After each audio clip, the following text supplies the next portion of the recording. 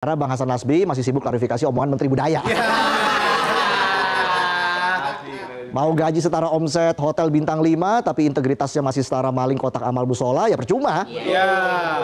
Tiap episode korupsi, skenarionya kilaf, amnesia, pura-pura nggak tahu apa-apa, saya lalai.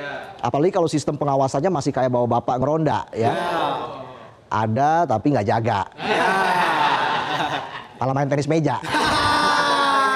Tak-tok, ngakak sambil ngobrol. Padahal rumah udah dibobol. Ambrol. Jangan sampai gaji hakim naik tapi malah tarif sogokannya juga ikut naik. Nanti pengacara nakal bilang ke kliennya, tahun ini vonis bebas sudah nggak promosi soalnya hakimnya baru naik gaji. Jakarta keren. Jadi kalau mau reformasi hukum jangan berhenti sampai naikin gaji. Tapi juga naikin standar akhlak, naikin rasa malu, dan naikin kualitas pengawasan. Dan yang paling penting turunin gaya hidup. Ingat, hakim itu wakil Tuhan, bukan sultan. Kita gas lagi ya. Kita masuk ke berita terakhir malam ini. Selain gaji hakim yang naik, standar kemiskinan Bank Dunia juga ikut naik. Terus yang turun apa? Yang turun standar bersyukur. Penonton harus bersyukur. Walaupun gaji stagnan, yang nambah cicilan, yang penting kan masih bisa makan. Makan hati. Jadi begini ceritanya begini. Ada perbedaan antara data BPS dan Bank Dunia terkait standar kemiskinan di Indonesia. Bedanya jauh banget, udah kayak pasangan yang posting TikTok, captionnya seamin tapi tak seiman. Nih, bedanya nih ya. Kalau versi BPS yang miskin di Indonesia cuma 8,57% atau sekitar 24,06 juta jiwa dengan standar pengeluaran per hari per orang sebesar hampir 20 ribuan rupiah. Dikumpulin ke 4 stadion, terus kasih makan enak 88 hari juga udah beres tuh. Langsung kaya semua se-Indonesia Raya. Tapi data per Juni 2025 dari Bank Dunia berdasarkan laporan Update to the Poverty and Inequality Platform. Ngerti nggak penonton tuh? Apa tuh? Saya juga baru baca itu tadi. Ngertinya no smoking aja. No parking. Welcome. Keset kali, welcome. Jadi update yang sudah mengadopsi penghitungan Purchasing Power Parity atau PPP 2021, garis kemiskinan Indonesia dinaikkan standar pengeluaran per hari per orang dari $6,85 jadi $8,30 atau sekitar 50 ribuan rupiah per hari per orang. Dengan standar $1 PPP sebesar $6.071 rupiah, jumlah orang miskin di Indonesia mencapai 68% atau setara 194,4 juta jiwa. Nah, kalian segitu juga nggak pengeluarannya? Pasti lebih kan? Buat top up Mobile Legends udah berapa tuh? Kayak semua nih penonton gua nih. Ya. Peleter tuh lunasin. Nah, sekarang coba kita analisa data mana yang mendekati realita. Gak susah, cuma butuh berani dan gak nangis buka dompet. Kalau isinya 80% stroke, kertas tagihan, terus 20% sisanya penuh sama kartu BPJS, KTP, SIM, NPWP. Ada foto mantan juga. Ada kartu nama. Kartu nama mantan. Fix, dompet dan status kalian senada dengan data Bank Dunia. Alias miskin. Buat BPS jangan malu untuk koreksi dan merevisi data. Sekali-sekali turun lihat fakta di lapangan. Biar lihat lapangan kerja yang cuma rame di job fair, tapi banyak gak dapet panggilan. Biar lihat kalau rakyat tuh bukan malas cari kerja, tapi sekali pergi cari kerja modalnya utang tetangga sama omelan mertua. Kalau beneran mau menyejahterakan, naikin aja garis kemiskinan. Biar program bantuan gak salah sasaran. Rakyat gak butuh laporan glowing, tapi butuh dapur ngebul, gak pusing. Mengaku miskin itu gak dosa, tapi menutup fakta jelas bikin rakyat susah. Ingat, pemerintah harus pakai data yang sesuai kondisi lapangan, bukan data hasil begadang nyari angle yang aman. Situ pemerintah apa midnight live? Lucu nggak lucu, yang penting aman. Itulah sajian pembuka kami di Midnight Live. Usai jeda kami punya laporan dari rekan Bernie yang malam-malam masih nongkrong. Nongkrong di mana ya dia? Tetaplah di Midnight Live.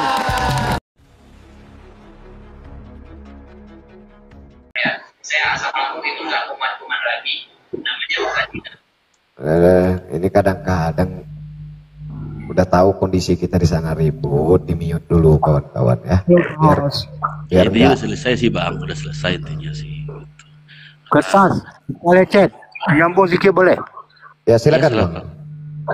Kenapa saya katakan tadi rumah Bang tangga Kertas lanjut dulu Bang, aku makan dulu Bang. Nah, Bobby sendiri datang ke Aceh. Begitu keluar SK pulau itu milik Sumatera Utara sama kementerian, Bobby datang ke Aceh jumpai Gubernur Mualim. Begitu sampai ke Gubernur Mualim di Penopo, Gubernur kebetulan memang ada acara di Melabu. Nah, udah Ya, itu yang jadi- Mualim dibilang Mualim sama gubernurnya. Nggak apa-apa, bicara aja sama asisten saya bidang pemerintahan. Mualim luncur. Keluarlah perkataan Bobby, dia minta pulau itu kelola bersama. Makanya ada orang Aceh namanya Mayor. Dia bilang minta istrinya dikelola bersama. Dah, udah itu sampai dimaki-makinya, kan simpatisan daripada Bobby. Lapor Polda, ngapain lapor Polda Sumut? Lapor aja Polda Aceh, naik Fortune dari Medan, kan? Lapor ke Polda Aceh, orang Aceh karena orang Aceh. Kalau pulang naik Fortune, pulangnya nanti naik ambulan. Nah, itu makanya saya bilang, masa rumah tangga kita sendiri minta dikelola bersama, kan gila namanya. Udah. Ya ini kan memacu apa konflik ya kan, jadi permasalahan. Ya sebenarnya satu aja itu, dia nggak mau lihat, pasti bisa dicek itu. Di sana kan bisa dilihat warganya, warga siapa, KTP-nya apa, ya kan? Kok malas banget ngecek ke sana gitu loh. Ini kan 92 udah jelas itu kan, perjanjian antar gubernur itu udah jelas bahwa batas wilayah dan pulau-pulaunya semua udah ada di situ, ya kan? Terus 2022 itu ada data kembar di situ. Itu gimana? Dan 2025 itu diputuskan bahwa itu punya Sumut. Kemudian ketika ditemukan perjanjian 92 itu sudah ramai, semua sudah rusuh, sudah heboh semuanya, baru alasan seperti itu dikeluarkan bahwa itu punya Aceh dengan perjanjian 92. Jadi ini bermasalahnya di zaman rezim siapa kan gitu. Ya untungnya Pak Prabowo cepet lah turun tangan gitu kan, menyelesaikan hal ini, karena berat kalau sampai Aceh bermasalah lagi seperti dulu. Itu kan panjang itu dari zaman Megawati, ya kan, akhirnya selesai di zaman Pak SBY gitu kan, dengan dari Pak Yusuf Kala sebagai ininya kan. Mau dilanjutin lagi begitu, wah repot. Udah berapa banyak biaya yang harus dikeluarkan seperti itu. Nah itu jadi tolak ukur lah ya. Ya sebenarnya bukan memberikan selamat juga gitu loh. Cuman ya kekhawatiran nanti kan apa ya, kalau seperti ini ya bisa panjang. Omongan anak muda seperti itu ya keluar karena dia memang harga diri kan gitu. Sumut juga punya harga diri gitu kan. Nggak mau sampai terlibat Jelas. harga diri. Aceh punya harga diri, Sumut punya harga diri. Ya kan? Harga mati. Iya, Sumut menghargai sekali harga dirinya orang Aceh, karena orang Aceh ini kan lebih berani lah ya, sampai dulu sampai perang gitu kan. Nah seperti itulah. Jadi ya alhamdulillah selesai gitu. Cuman kalau bisa sih memang menteri-menteri yang bikin heboh ini kan, kita tahu sendiri lah ya.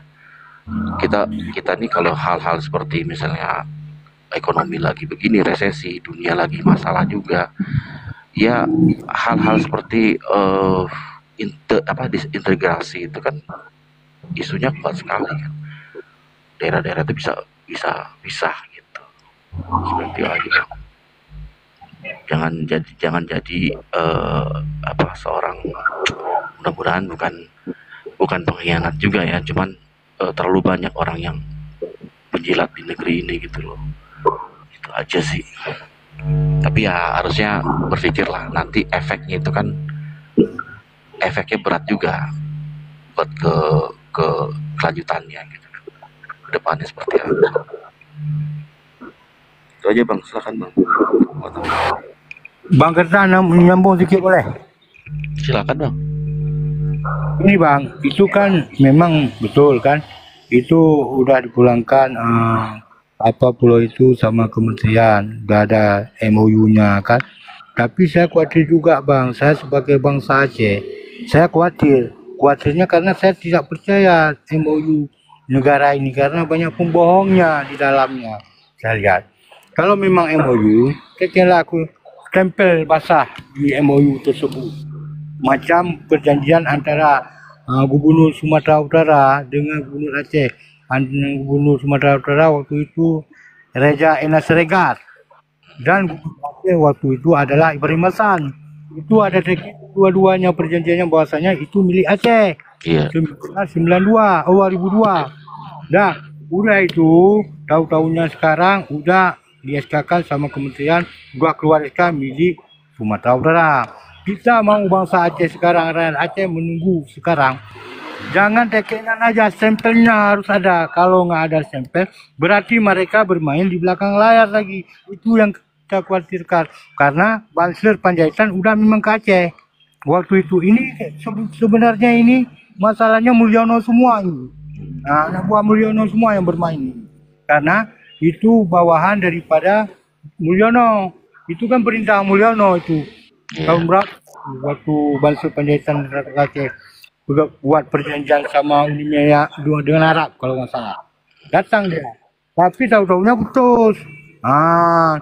Udah itu dikarenakan Mulyono sekarang lagi mungkin masalah ijazah palsu. Kemungkinan ini politik juga nggak tahu nih karena mereka semua nampaknya ini. Enggak, ini kan awalnya dari Gubernur Aceh yang ditemukan sama Gubernur Sumut itu kan. Terus tiba-tiba meninggalkan begitu aja kan. Ketika berbicara masalah kerjasama kan ditinggal begitu aja sama.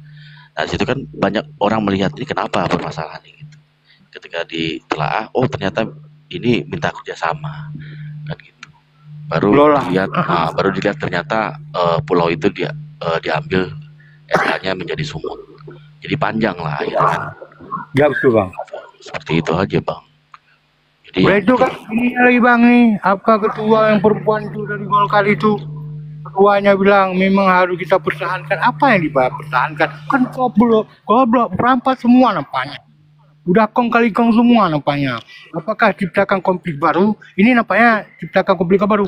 Kami bangsa Aceh ini memang semua berarti dari Singkil sampai Kuala Simpang itu udah merah, udah menyala sekarang. Iya, tanggal 7 bulan 7 kita demo besar-besaran di Banda Aceh. Abang lihatlah nanti demo tanggal 7 2027 ini. Demo besar-besaran. Menolak batalion 5 batalion lagi di Aceh. Berarti kan MOU itu apa? Sedangkan dalam perjanjian disebutkan yang berhak menetap di Aceh Tentara Nasional Indonesia 14.700. Kenapa sekarang ditambah 5 batalion lagi? Ada apa dengan batalion? Apakah 5 batalion ini dicampakkan ke 4 pulau? Ini lagi panjang ini ceritanya Bang. Ya, tadi kekhawatiran tadi Bang. Ini kan momentum. Jatuh ini kan momentum untuk referendum kan gitu. Ya kan? Nah, makanya itu diantisipasinya seperti itu.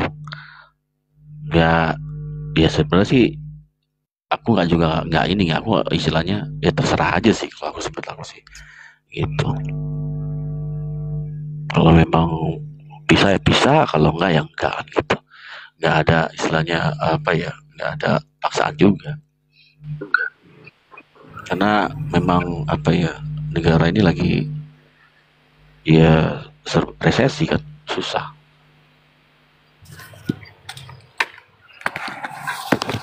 Memang hancur Pak Bro. Dibuat sama Menteri Geng Solo itu. Bahlil, namanya aja Bahlil. Bahlil itu Bahlil. Tipu semua itu.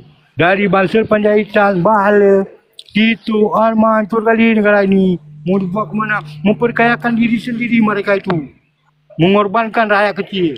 Itulah mencari keuntungan di atas penderitaan rakyat. Itulah. Iya. Sebenarnya singkirkan aja. Itu bangkai-bangkai. Ngapain dah pakai bangkai? Ya sebenarnya itu sebenarnya tunggu aja lah itu tunggu aja, ada strateginya itu.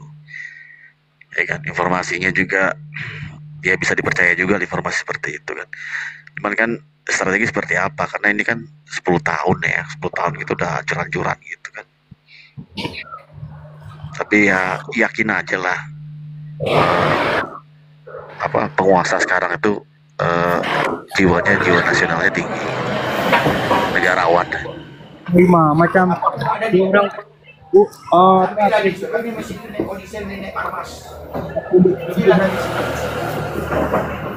Gimana bang?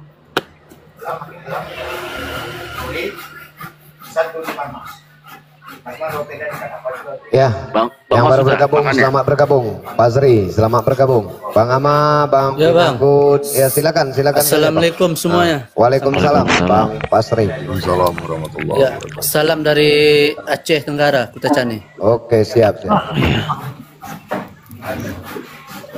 Ya gimana? Ada pendapatnya, silakan, Bang. Ya, nanti saya lontarkan, Bang. Oke, kalau enggak di mute dulu karena agak berisik. Ya, Agak berisik di sana, Bang. Saya nyimak dulu. Ya, di mute dulu karena agak berisik di sana. Oke, Bang Ama, silakan Bang Ama. Iya, terima kasih host.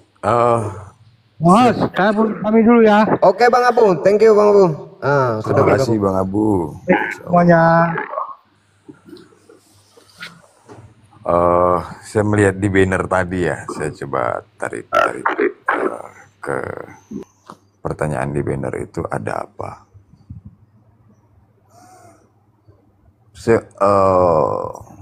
Saya melihat begini ya Bang Host.